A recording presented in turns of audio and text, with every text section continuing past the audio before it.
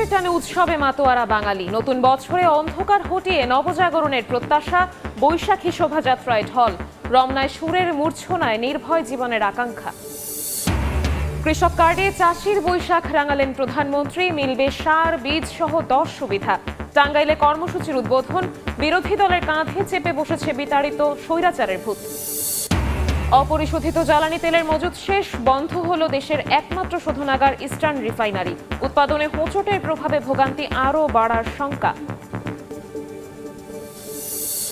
হাম ও উপসর্গ নিয়ে আরও 9 শিশুর মৃত্যু, শনাক্ত 1000-এর বেশি। হাসপাতালে শয্যা না পেয়ে অসুস্থ সন্তান নিয়ে দিশেহারা অনেক অভিভাবক। জুন মাসের মধ্যে দেয়া হবে হেলথ কার্ড।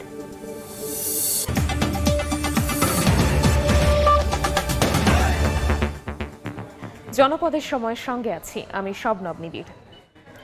বাঙালির প্রাণের উৎসব পহেলা বৈশাখ। 1433 বঙ্গাব্দ বরণে চারুকলার শোভাযাত্রায় ঢল নামে হাজারো মানুষের। ধর্ম বর্ণ নির্বিশেষে শেকড়ের টানে উৎসবে সামিল সব বয়সীরা। অন্ধকার হটিয়ে নবজাগরণের সঙ্গে বিশ্ব শান্তির প্রত্যাশা ফুটে ওঠে প্রধান প্রধান মোটিফে। শাহিনুর শাহিনের তোলা ছবিতে আরও জানাচ্ছেন রৌনক নিয়ন্তা।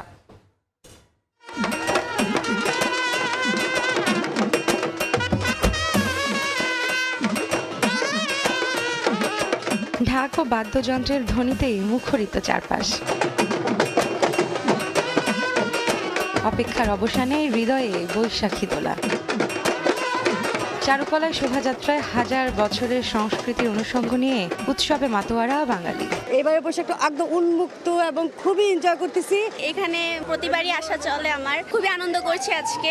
সুন্দর একটা উৎসব। নতুন বছরের প্রত্যাশা সবকিছু অনেক ভালো যাক, সবার দেশের মঙ্গল হোক।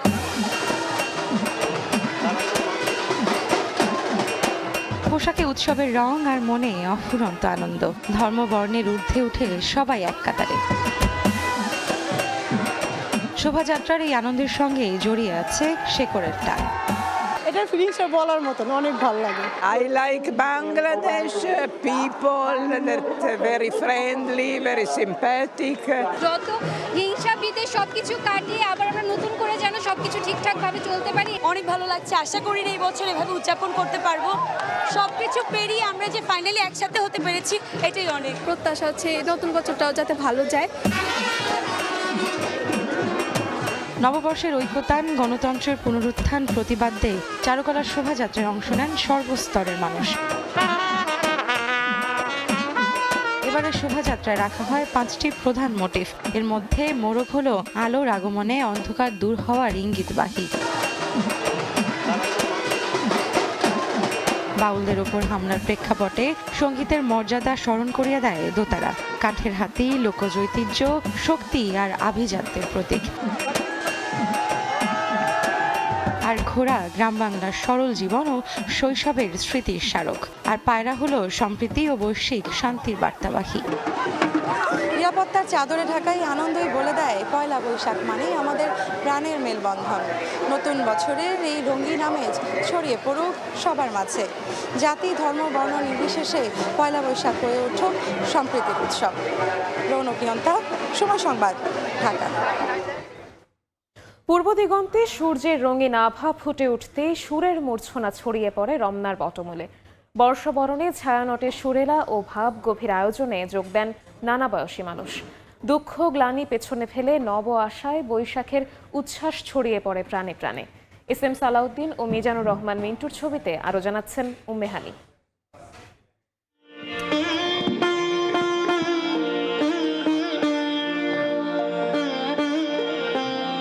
বৈশাখের প্রথম প্রভাতে রমনার বটমূলে সুরের মূর্ছনা। ভৈরব রাগে বিমোহিত প্রকৃতি।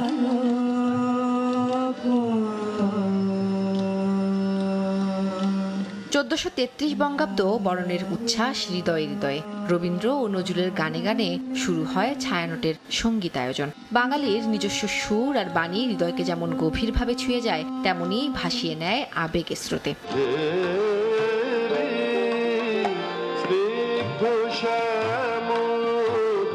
এবার রমনার বটমূলে পরিবেশিত হয় মোট 22টি গান। প্রায় 200 শিল্পীর সম্মিলিত পরিবেশনায় সুরেলা ও ভাবগভীর এই আয়োজন পায় ভিন্ন মাত্রা। কবিতার ছন্দে গানের কথায় উঠে আসে বাঙালির জীবন, সংস্কৃতি আর ঐতিহ্যের নানা অনুষঙ্গ, যা উৎসবকে করে তোলে আরো তাৎপর্যপূর্ণ। এই উৎসবের শক্তি বাঙালিকে আলোকিত করে এবং অনুপ্রাণিত করে শেকড় টানে ফেরত যেতে। তাই এই নতুন বছরে সবার প্রত্যাশা সকল অন্ধকারকে পেছনে ফেলে আলোকিত হবে বাংলাদেশ। গত বছর আমরা এসেছিলাম, এবারে আসলাম। সারা পৃথিবীকে শান্তির বার্তা দিতে চাই যে যুদ্ধ নয়, শান্তি চাই। নববর্ষ শুধু আমাদের জন্য একটা উদযাপন নয়, এটা একটা অনুভূতি। বাউলদের উপর হামলার প্রতিবাদ জানিয়ে শঙ্কামুক্ত জীবনযাপনের প্রত্যাশার কথা জানান ছায়ানট সভাপতি। আমরা যেন নির্ভয়ে গান গাইতে পারি, সংস্কৃতি সকল প্রকাশ যেন নির্বিঘ্ন। বৈশাখ বরণে ছায়ানটের আয়োজন শেষ হয় সম্মিলিত কণ্ঠে জাতীয় সঙ্গীতের মধ্যে দিয়ে। উম্মে হানি, সময় সংবাদ, ঢাকা। রাজধানীর পাশাপাশি বাঁধ ভাঙা উচ্ছ্বাসে সারা দেশেই চলছে বর্ষবরণের আয়োজন। বর্ণিল উৎসবে সামিল সব বয়সী মানুষ। বৈশাখ বরণের আয়োজনে গুরুত্ব পেয়েছে চিরায়ত বাংলার নানা অনুষঙ্গ। বিভিন্ন জায়গায় বসেছে বৈশাখী মেলা।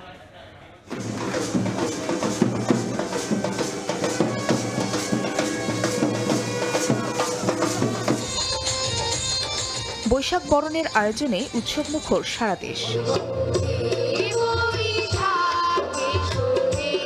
পূর্ব আকাশে সূর্য উঁকি দেওয়ার পর চিরায়ত বাংলা গানে বৈশাখকে স্বাগত জানানো হয় চট্টগ্রাম, বরিশাল, বগুড়া, রংপুর, ব্রাহ্মণবাড়িয়া সহ বিভিন্ন জেলায়। সাংস্কৃতিক পরিবেশনায় অংশ নেন বিভিন্ন সংগঠনের শিল্পীরা। বর্ষবরণের আয়োজন দেখা যায় ঢাক ঢোল বাদ্যের সুরের সঙ্গে লাঠি খেলাও। চোখে পড়ে পাখি, মোরগ, মাছ সহ বাঙালি চিরায়ত অনুষঙ্গের প্রতিকৃতি। বিভিন্ন শহরে বের হয় বৈশাখের শোভাযাত্রা। কাগজ ও বাঁশের তৈরি রং বেরঙের পেঁচা, ফুল, পাখির প্রতীক হাতে শোভাযাত্রায় অংশ নেন নানা বয়সী মানুষ। সাপুরে হচ্ছে আমাদের বাংলাদেশের ঐতিহ্যের সাথে জড়িত, তাই আমি এই ঐতিহ্যকে ধারণ করে নিজে সাপুরে সেজেছি। সবাই নাচ করেছি র্যালির মধ্যে, খুবই আনন্দ করেছি। যতদিন বাঁচবো বাংলার কৃষ্টি কালচারকে ভালোবেসে বাঙালি হয়ে বেঁচে থাকতে চাই। আমাদের নেক্সট জেনারেশনকে আমাদের ইতিহাস ঐতিহ্যের সাথে পরিচয় করানোর জন্য আমরা এই দিনটি বেশ জাঁকজমকভাবে আর কি পালন করি। বিভিন্ন জেলায় পহেলা বৈশাখ উপলক্ষে বসেছে গ্রামীণ মেলা। মাটির তৈরি ঘোড়া, হাতি, তৈজসপত্র, প্রসাধনী ও মুখরোচক নানা খাবারের পসরা সাজিয়েছেন দোকানিরা। ফাহরিয়া ফারজানা, সময় সংবাদ। কৃষক কার্ডে কিষানির বৈশাখ রাঙালেন প্রধানমন্ত্রী তারেক রহমান।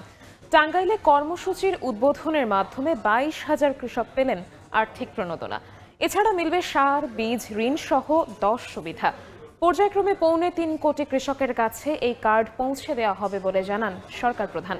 সেই সঙ্গে দেশবাসীর আস্থার মর্যাদা রক্ষার অঙ্গীকার করেন তারেক রহমান। মিজানুর রহমানের ক্যামেরায় বিস্তারিত জানাচ্ছেন সহকর্মী আহমেদ সালেহিন। নতুন বছরের নতুন রং মাথায় যাদের কৃষকের মাথাল। টাঙ্গাইলে বাংলা নববর্ষের প্রথম দিনে উপহার হাতে সীমাহীন আনন্দে আত্মহারা কৃষক কিষানি। স্বল্প ও ন্যায্য মূল্যে কৃষিপণ্য ক্রয়, কৃষি ঋণ প্রাপ্তিতে সহায়ক, সরকারি ভর্তুকি এবং প্রণোদনা সহ নানা সেবা প্রাপ্তির কৃষক কার্ড হাতে পেয়ে খুশি কৃষক কিষানিরা। আপনি আমাদের সম্মান দিয়েছেন এবং কৃষক কার্ড আমাদের হাতে তুলে দিয়েছেন। মাননীয় প্রধানমন্ত্রী ও সরকারকে আমি আন্তরিক ধন্যবাদ জানাচ্ছি। তারেক রহমান এমপি আমাদের মাঝে উপস্থিত হয়েছেন। এর আগে প্রধানমন্ত্রী তারেক রহমান সকালে টাঙ্গাইলের শহীদ মারুফ স্টেডিয়ামে পৌঁছলে তাকে উচ্ছ্বাস আর ভালোবাসায় শুভেচ্ছা জানান কৃষক, স্থানীয় জনতা ও দলীয় নেতাকর্মীরা। এটি কৃষকের অধিকার ও মর্যাদা প্রতিষ্ঠার এক নতুন সূর্যোদয়। এরপরে ডিজিটালি একযোগে 11টি উপজেলার 22,000 কৃষকের হাতে পৌঁছে দেন বহুল কাঙ্ক্ষিত কৃষক কার্ড। 15 জন কৃষকের হাতে সরাসরি কৃষক কার্ড ও একটি গাছের চারা তুলে দেন প্রধানমন্ত্রী। যারা আম গাছ পেয়েছে, জাম গাছ পেয়েছে, তাদেরকে আমি বলেছি আম যখন ধরবে, জাম যখন ধরবে আমি খাবো, আমাকে পাঠাবে। বক্তব্যের শুরুতে তিনি সবাইকে বাংলা নববর্ষের শুভেচ্ছা জানান। কৃষকদের আত্মনির্ভরশীল করে গড়ে তোলার পাশাপাশি কৃষি খাতকে সমৃদ্ধ করতে 5 বছরে পর্যায়ক্রমে 2,75,00,000 কৃষকের হাতে কৃষক কার্ড পৌঁছে দেওয়ার প্রতিশ্রুতি দেন প্রধানমন্ত্রী। 22,000 কৃষককে এই কৃষক কার্ডের সুবিধা আমরা এই মুহূর্তে পৌঁছে দিতে সক্ষম হয়েছি। 2,75,00,000 কৃষকের কাছে পর্যায়ক্রমিকভাবে আগামী 5 বছরের বছরের মধ্যে পর্যায়ক্রমিকভাবে আমরা কৃষি কার্ড তাদের কাছে পৌঁছে দিব। কৃষক ও কিষানীদের জন্য নিজের পরিকল্পনার কথা জানিয়ে তারেক রহমান বলেন, শুধু কৃষিপণ্য উৎপাদনই নয়, তার ন্যায্য মূল্য প্রাপ্তিতে কৃষকদের পাশে থাকবে সরকার। আমাদের চেষ্টা থাকবে যে শুধু কৃষি পণ্য উৎপাদন করলেই হলো না, সেই সকল অঞ্চলে কিভাবে কৃষি পণ্যের সাথে সম্পর্কিত যে সকল কলকারখানা আছে সেগুলিও যাতে প্রতিষ্ঠিত করা যায়। একে একে প্রতিটি প্রতিশ্রুতি বাস্তবায়নে সরকার প্রধান আবারও সাধারণ মানুষের সমর্থন প্রত্যাশা করেন। কৃষি বাঁচলে বাঁচবে দেশ, সমৃদ্ধিশালী হবে লাল সবুজের বাংলাদেশ। এই মন্ত্রকে সামনে রেখে ক্ষমতায় আসার মাত্র 2 মাসের মাথায় কৃষক কার্ড প্রদানের মাধ্যমে নির্বাচনী প্রতিশ্রুতি বাস্তবায়নে আরও একটি ধাপ এগিয়ে গেল বর্তমান সরকার। কৃষক কার্ড বিতরণ শেষে টাঙ্গাইলে কৃষি মেলার উদ্বোধন করেন প্রধানমন্ত্রী। আহমেদ সালেহীন, সময় সংবাদ, টাঙ্গাইল। বিরোধী দলের কাঁধে বিতাড়িত স্বৈরাচারের ভূত চেপে বসেছে বলে মন্তব্য করেছেন প্রধানমন্ত্রী তারেক রহমান। নানা কায়দায় সরকারের জনমুখী কাজে বাধা দেওয়ার অপচেষ্টা জনগণকে সঙ্গে নিয়ে প্রতিহতের হুঁশিয়ারি দিয়েছেন তিনি। মাওলানা ভাসানীর কবর জিয়ারত করেন তারেক রহমান। পরে বিজ্ঞান ও প্রযুক্তি বিশ্ববিদ্যালয়ে সুধী সমাবেশে সরকার প্রধান বলেন, স্বৈরাচার পালিয়ে গেলেও তাদের ভূত রয়ে গেছে।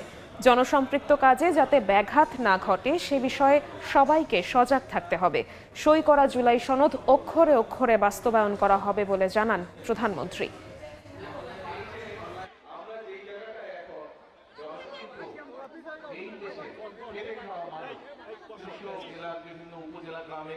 এখন যারা বিরোধী দলে বলছে এরাও একই কাজ শুরু করে দিয়েছে। ওই যে স্বৈরাচারের ভূত এদের উপরে আসর পড়ে গেছে, এদের উপরে আসর পড়ে গেছে। আমরা যেই কাজগুলো করতে চাচ্ছি দেশের জন্য, আপনারা তো নিজের এই যে হাজার হাজার লোক এখানে বসে, আপনার প্রত্যেকটা মানুষ হাত তুলে বললেন যে বিএনপি সরকার এই কাজগুলো সঠিকভাবে করতে বললে কাজ সুবিধা হবে, জনগণের উপকার হবে। এই কাজগুলোকে বাধাগ্রস্ত করার জন্য তারা কি শুরু করলো? বিভিন্ন রকম তারা কায়দা শুরু করলো। আমরা দেখেছি অতীতে কিভাবে গণতন্ত্রকে বাধাগ্রস্ত করেছে। গণতন্ত্রের কথা বলে, জনগণের কথা বলে, জনগণের স্বার্থের বিরুদ্ধে কাজ কারা করেছিল, কি কি কাজ করেছে এগুলো আমাদের জানা আছে। কাজেই আমাদেরকে সতর্ক থাকতে হবে। অপরিশোধিত জ্বালানি তেলের অভাবে বন্ধ হয়ে গেল রাষ্ট্রায়ত্ত একমাত্র তেল পরিশোধনাগার চট্টগ্রামের ইস্টার্ন রিফাইনারি। পর্যাপ্ত ক্রুড না থাকায় 3টি ইউনিটের মধ্যে 2টি মঙ্গলবার দুপুর থেকে উৎপাদন বন্ধ করে দেওয়া হয়। ফেরদৌস লিপির প্রতিবেদন। চট্টগ্রামের পতেঙ্গায় রাষ্ট্রায়ত্ত তেল শোধনাগার ইস্টার্ন রিফাইনারি এমনিতেই গত কয়েকদিন ধরে ক্রুড অয়েল সংকটে ভুগছিল। বিশেষ করে মধ্যপ্রাচ্যে যুদ্ধের কারণে সরবরাহ ব্যবস্থা বাধাগ্রস্ত হওয়ায় ক্রুড অয়েল মজুদ শেষ হয়ে আসছিল চলতি মাসের প্রথম থেকে। এমনকি 5 এপ্রিল থেকে সেটি চালু রাখা হয় বিকল্প ব্যবস্থায়। শেষ পর্যন্ত মঙ্গলবার দুপুরে বন্ধ হয়ে যায় পেট্রোল, অকটেন, ডিজেল সহ গুরুত্বপূর্ণ জ্বালানি উৎপাদন জোন 1 এবং 2 ইউনিট। অপরিশোধিত তেলের অভাবে ইস্টার্ন রিফাইনারি আজকে থেকে বন্ধ হয়েছে।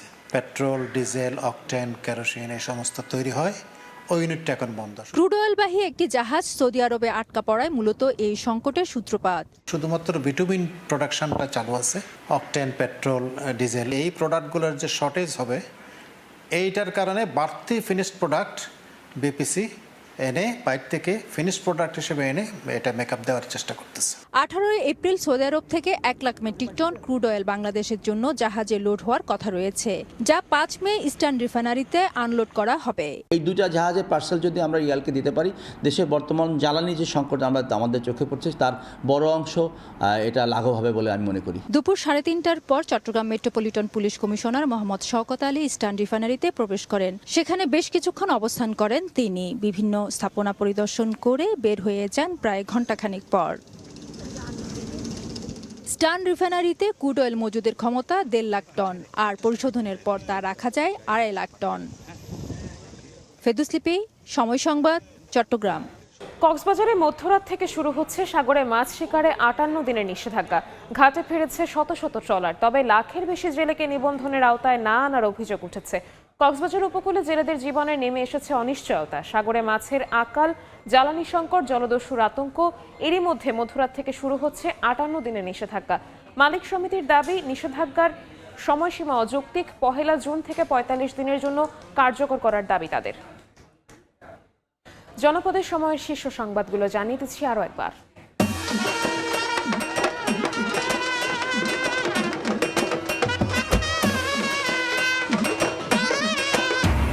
শেকড়ের টানে উৎসবে মাতোয়ারা বাঙালি, নতুন বছরে অন্ধকার হটিয়ে নবজাগরণের প্রত্যাশা। বৈশাখী শোভাযাত্রায় ঢল, রমনায় সুরের মূর্ছনায় নির্ভয় জীবনের আকাঙ্ক্ষা। কৃষক কার্ডে চাষির বৈশাখ রাঙালেন প্রধানমন্ত্রী, মিলবে সার, বীজ সহ 10 সুবিধা। টাঙ্গাইলে কর্মসূচির উদ্বোধন, বিরোধী দলের কাঁধে চেপে বসেছে বিতাড়িত স্বৈরাচারের ভূত। এবং অপরিশোধিত জ্বালানি তেলের মজুদ শেষ, বন্ধ হলো দেশের একমাত্র শোধনাগার ইস্টার্ন রিফাইনারি। উৎপাদনে হোঁচটের প্রভাবে ভোগান্তি আরও বাড়ার শঙ্কা।